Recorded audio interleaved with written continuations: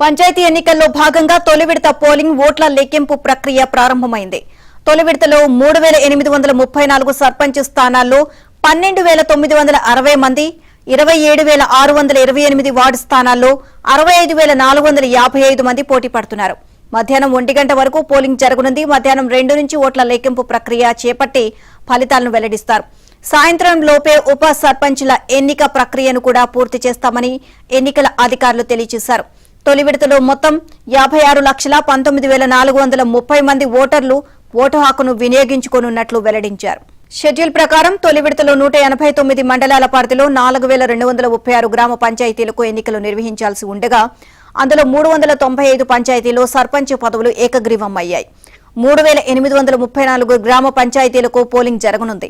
మిగిలిన 5 గ్రామాల్లో ఒక నామినేషన్ దాఖలు కాకపోవడంతో పోలింగ్ జరగడం లేదు. అదేవిధంగా 9,633 వార్డు సభ్యుల స్థానాలు ఏకగ్రీవమయ్యాయి. ఈ ఎన్నికల కోసం మొత్తం 37,562 పోలింగ్ కేంద్రాలను ఏర్పాటు చేయగా సుమారు 93,905 మంది పోలింగ్ సిబ్బంది విధుల్లో పాల్గొంటున్నారు.